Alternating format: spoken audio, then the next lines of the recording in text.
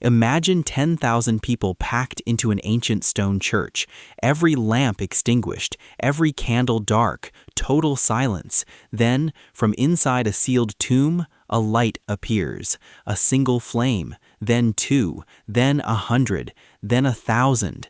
Within minutes, the entire building is blazing with light, and the crowd is shouting, weeping, singing. This happens every single year. It has happened every year for over 1,600 years, and most Christians in the West have never heard of it. This is the Holy Fire of Jerusalem. Every Holy Saturday, the day before Orthodox Pascha, a ceremony takes place at the Church of the Holy Sepulchre in Jerusalem. This is the church built over the site where Christian tradition holds that Jesus was crucified, buried, and rose from the dead. The ceremony follows the same pattern it has followed for centuries. In the morning, Israeli authorities and representatives of multiple Christian denominations inspect the tomb chamber, called the edicule, to ensure that no source of fire is hidden inside. The tomb is then sealed with wax and ribbons, bearing the seal of the Orthodox Patriarch of Jerusalem. By midday, the church is packed. Pilgrims carry bundles of 33 unlit candles, one for each year of Christ's life. The atmosphere is electric. Thousands of people pressed together in near-total darkness, waiting. A procession of Orthodox clergy, led by the Patriarch of Jerusalem, circles the edicule 3 times, once for each person of the Trinity. Then, the Patriarch removes his ornate vestments. He enters the tomb wearing only a simple white robe to show that he carries nothing with him. Inside alone, he kneels before the stone slab where Christ's body is believed to have been laid, and he prays. What happens next is the moment the entire Christian East has been waiting for. A light appears inside the tomb.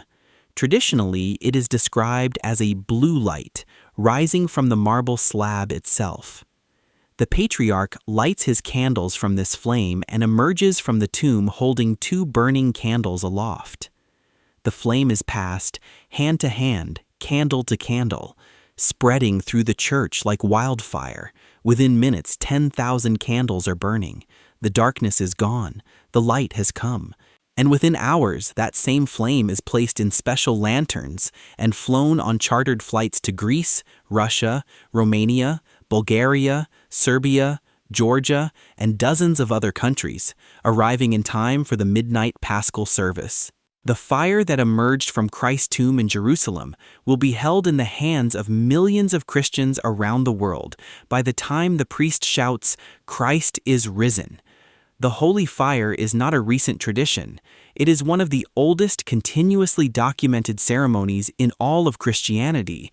Around 385 AD, a Spanish pilgrim named Egeria traveled to the Holy Land and described a ceremony at the Holy Sepulchre where, in her words, a light comes forth from the small chapel enclosing the tomb by which the entire church is filled with an infinite light. Infinite light, from inside the tomb, in the 4th century. In 870 AD, a monk named Bernard described what he witnessed.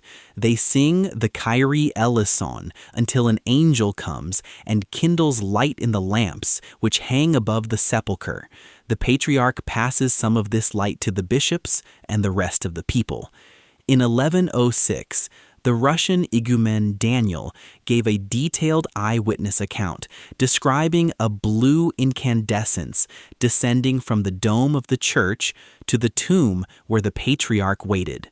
The ceremony was taken so seriously that in 1009, the Fatimid Caliph al-Hakim ordered the complete destruction of the Church of the Holy Sepulchre, reportedly outraged by the scale of the Easter pilgrimage that the holy fire drew to Jerusalem.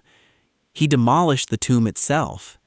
This event, more than any other, set in motion what would eventually become the Crusades. And when the Crusaders took Jerusalem and the Latin clergy attempted to conduct the ceremony themselves in 1101, they failed. The flame did not appear under their leadership. The historian Christopher Tyerman wrote, "The newcomers evidently had not learnt the knack." The Greek Orthodox clergy were restored to conduct the ceremony, and they have led it ever since. Now, I want to be honest with you, because this channel is built on honesty, even when it's uncomfortable. The holy fire is controversial, and not just among skeptics. Some Orthodox clergy themselves have questioned it. In the 13th century, Pope Gregory IX denounced the ceremony as fraud. In 2018, the Jerusalem Patriarchate quietly removed the word miracle from its official website description of the ceremony by order of Patriarch Theophilos III. And several former officials of the Patriarchate have stated publicly that the flame is lit by natural means and then blessed by the Patriarch. Other Orthodox Christians, millions of them, believe the fire is genuinely miraculous. They point to 16 centuries of continuous documentation, to eyewitness accounts of blue light appearing inside the sealed tomb, to the consistent testimony of pilgrims that the flame does not burn for the first moments after it appears, and to the simple fact that the ceremony has survived the destruction of the church itself, the fall of empires, and every attempt to suppress it. This video is not going to tell you which side is right. What I will say is this: the Orthodox Church has always been more comfortable with mystery than with explanation. We don't define how the bread and wine become the body and blood of Christ. We call it a holy mystery. And the holy fire lives in the same space, whether the flame is miraculous or whether it is a sacred tradition that symbolizes something true. The light of the resurrection emerging from the darkness of the tomb. The ceremony itself is real, it is ancient, and it points to the same truth every Orthodox Christian confesses every Pascha. Christ is risen from the dead, trampling down death by death, and upon those in the tombs bestowing life. What makes the holy fire unique is not just what happens in Jerusalem, it's what happens after. Within minutes of the Patriarch emerging from the tomb, the flame is passed to delegations representing Orthodox nations around the world. Special lanterns preserve the fire. Chartered flights carry it across continents. In Greece, the flame arrives to elaborate processions. On the island of Corfu, clay pots are thrown from balconies to symbolize the earthquake at Christ's resurrection. In Russia, the flame arrives at Christ the Savior Cathedral in Moscow and is distributed across the largest country on earth, from Moscow to Vladivostok, spanning 11 time zones. In Romania, in Serbia, in Bulgaria, in Georgia, in Ethiopia, the flame from Jerusalem arrives in time for the midnight service, the same fire, from the same tomb, held in the hands of millions, and in every Orthodox parish, whether they receive the flame from Jerusalem or light their own candles from the priest's paschal candle. The same thing happens at midnight, total darkness, a single flame. The light spreading from person to person until the entire church is ablaze. And then the doors open, and the priest shouts into the night, "Christ is risen!" And the people answer, "Truly, he is risen." The holy fire has been burning for over 1,600 years. Empires have risen and fallen around it. The church that houses it has been destroyed and rebuilt. The city that surrounds it has changed hands more times than any city in history. And still, every Holy Saturday, light comes from the tomb. You can debate whether it's miraculous. You can investigate the mechanism. You can read the skeptics and the believers and form your own conclusion. But what you cannot deny is this: for 16 centuries, on the day before Pascha, Christians have gathered at the place where Christ was buried, and light has emerged from darkness.